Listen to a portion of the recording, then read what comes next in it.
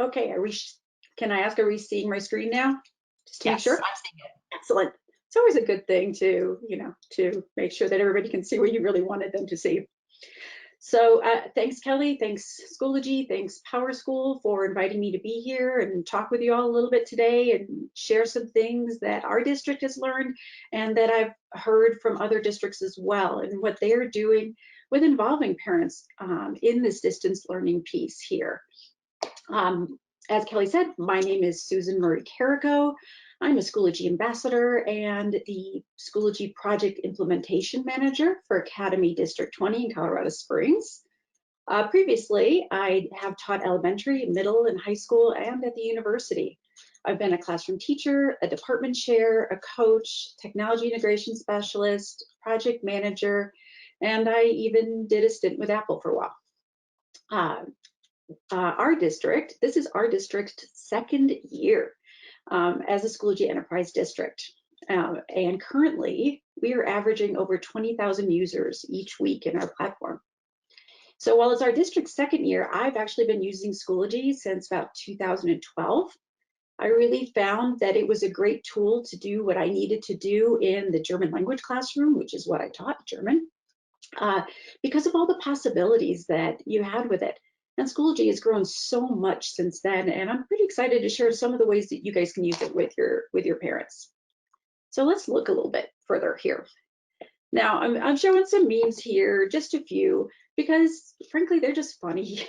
The duct tape one is my favorite, and yes, I kind of had to do a little bit of photo editing there just to make it school appropriate. But yeah, they are funny. What parents are doing, what parents are thinking as they move through this time.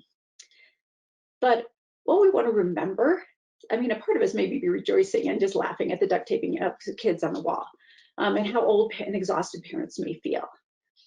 But what we really want to remember is that parents were also thrown into this, what I'm going to call emergency remote learning, the same way we were. I heard that term from George Couros in a webinar a couple weeks ago. But yes, they were thrown into this environment without a lot of training and without a lot of notice. A couple weeks ago when Christy Burke was on, she had mentioned that her staff had 2 years to prepare for online learning. If we were lucky, we had 2 days, and parents perhaps even less than that. So it's a new world for them, and this whole distance learning piece, just like us. But the one thing that is not new and different is that we're still partners with our parents in this learning process. And as we continue to move forward in this current environment, whether we stay with our doors closed to the end of the school year or whether we have the opportunity to open them back up again, that partnership doesn't disappear. We still have this partnership with our parents and we still need this. But the question is, how do we support that partnership in our current environment? So I feel that we can distill down the keys to involving parents into 3 basic areas: relationships, communication, and support. Yes, there's a little bit of overlap in some of these areas, but I feel that they still have some distinct pieces within them. So let's take a closer look at each one of these. And we're going to begin with relationships. We're going to begin with that because so much of what we do as educators begins with relationships. We all know that having those positive relationships with students makes such a difference with our students engaging in class and the learning experiences that they have, and then hopefully empowering them to further their learning experiences. The same thing applies with our parents.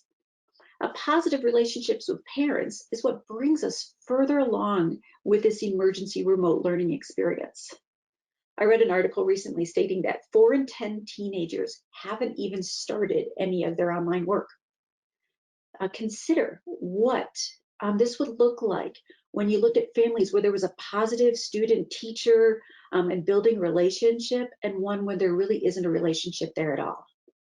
In which part of that statistic do you think those families would fall?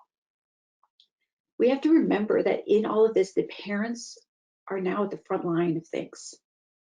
So they are at the front line of their parents' education, their learning experience, and their social and emotional well-being. So how can we support that? How can we establish, maintain, and grow our relationships with them? Well, I think the first thing that we need to do is by being mindful of their situation. What are the parents really experiencing right now? What is their story? What are their current stressors? What are their bills? What's happening with their jobs? Are they homeless? Are they having to move? Are they, that Pinterest family that we've seen in news stories? Or are they the people struggling to, change out of pajamas each day? What is the family situation like? Finding out what that story is going to be that key piece in understanding them and then being able to move forward. To do that, we're going to have to find new ways to listen, ways that we haven't done before. In order to discover that story, we need to be able to communicate with them and hear back. So how do we do that? Well, there's always a survey, and I know that there are plenty of districts that have done that to reach out. Home checks are also a great way to check in on families to see what is happening with them. If you're going to be pursuing home checks, I think that I feel that's really best done at the building level, because your buildings, your communities, what's there, you know who to reach out to. So I really think that that is a great connection piece. I saw in one district that they even have a parent coordinator at the building level to help navigate those waters.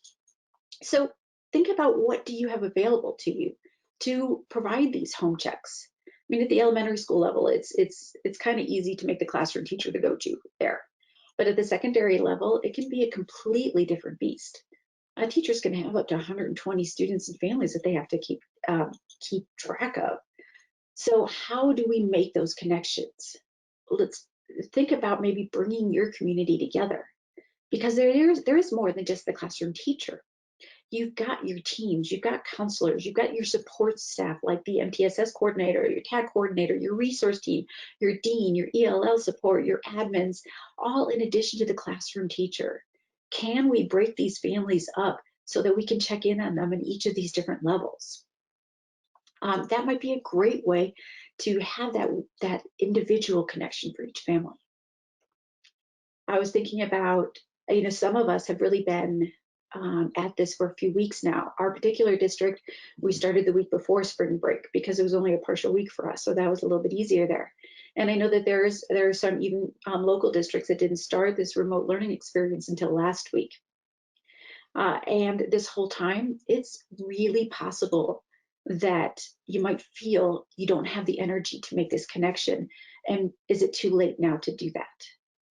Well, you're not alone in being stressed out by having to survive on putting out fires and learning how to do things that you haven't done before. But I'll say it's never really too late to communicate. I love this quote from Thomas C. Murray that's on the slide here, that says, every time we bring people together is an opportunity to build culture. And there are no parameters put on that. It doesn't mean you have to be face to face, but when we make those connections with people, we are really building those ties and building that school culture here. So I feel that you don't have a time limit on it. If you haven't started making those connections, there's no better time than now to start. And if you can't start till Monday, there's no better time to start. Whenever you can, try to start making those connections. The next area that I really find important is communication. There's a lot packed in the word communication. We have whole departments in our districts dedicated to communications. And what that means and what it looks like in your district, and even within your building, probably looks different than it does for others. But that's a good thing, because it means that it's personalized at that stage. And you want it to be personalized. You don't want someone handing down a formula and saying, you have to do things this way. You want it to be personalized to meet the needs of your community in your area. So let's talk about some considerations regarding communications. When starting to talk about how you're communicating with your families, and if you haven't done this yet, again, it's never too late. Think about how much communication, when or how often are you going to be communicating, and through what means? How are you going to be doing this communication? I'd like to consider the idea of less is more. Earlier today, I used an example. that I stepped away from my workstation. And if you can see behind me at all, Kelly called it my command center. I brought my entire office workstation home and I stepped away for about 10 minutes. And in those 10 minutes, I received 38 brand new emails. That's on top of everything else that was going on, just emails right there. Well, consider your parents receiving emails from every teacher, every building, the district level, every day, every support staff person, all of these things coming in. Then think about these parents having multiple students in the district and receiving all of those same emails multiple times for each one of their kids. If parents are working, trying to find a job, supervising their kids, trying to support homework, and then having to read all of those emails on top of that and decipher it all, something's going to give, and something is easily going to be forgotten. So I would encourage you to be intentional with that communication. Think about when the district communications are released.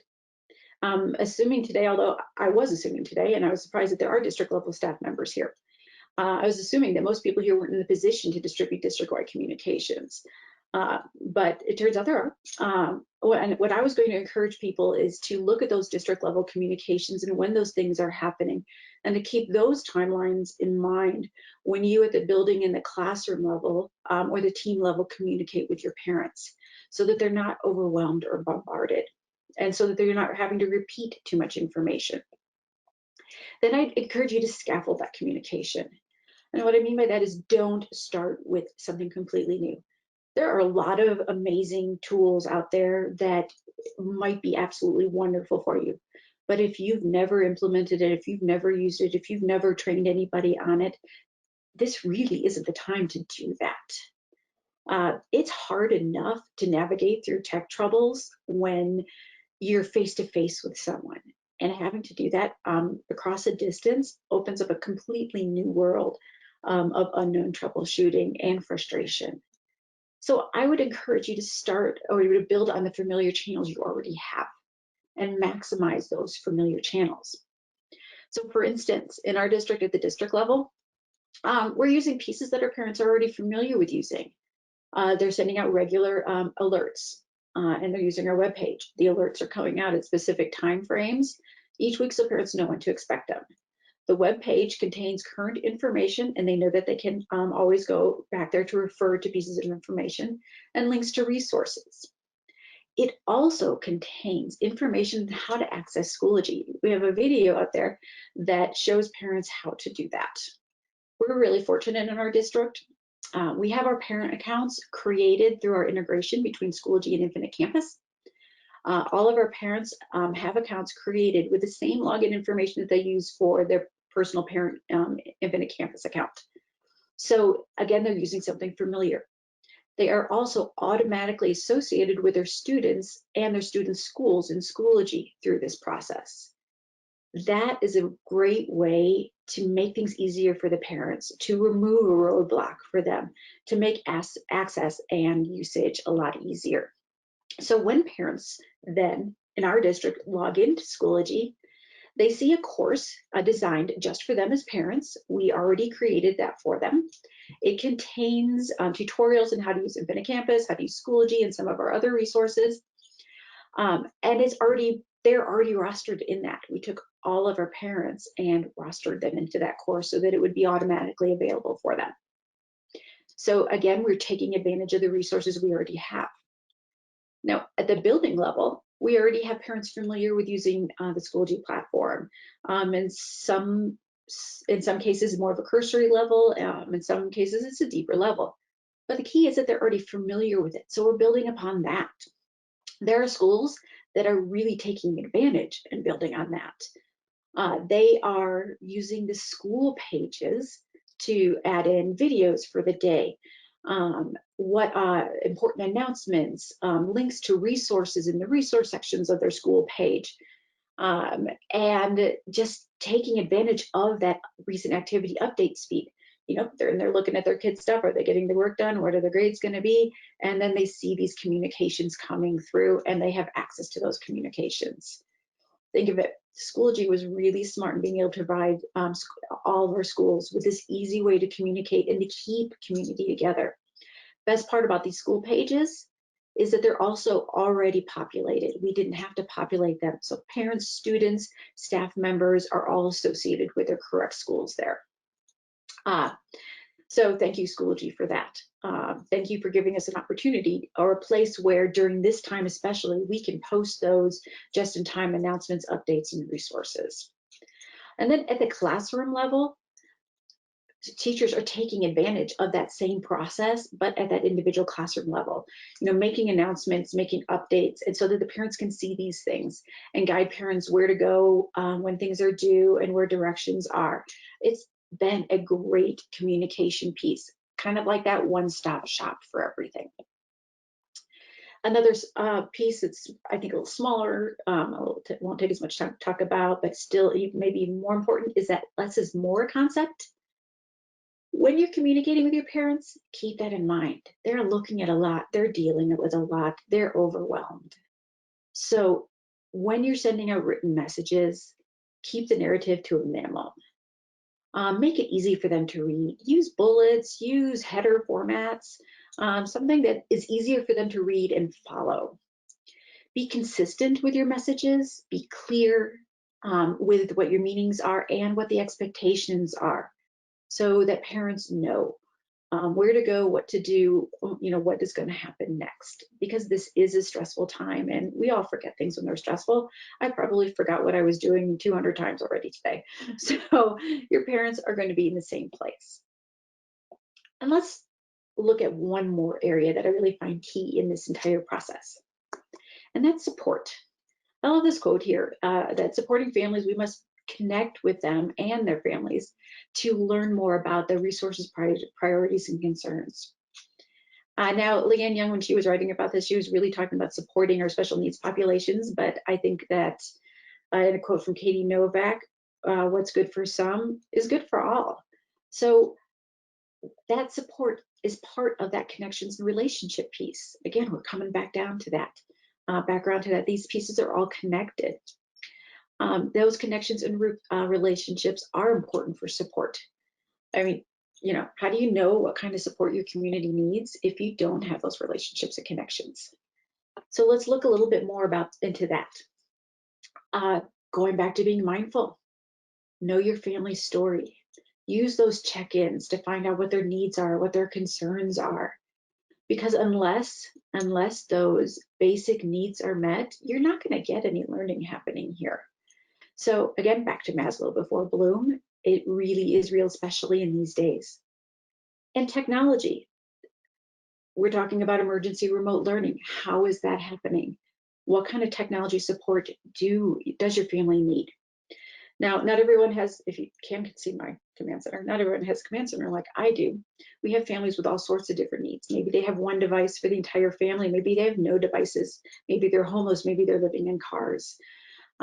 What is happening with their families can be very unique from one family to the next, even in the same classroom. So how do we know how to support that? Well, again, those check-ins, finding out what their needs are, and then do they even have the devices available? Now, dealing with that part really is above our pay grade, or at least above my pay grade, but we do need to work with the students and families that are dealing with this.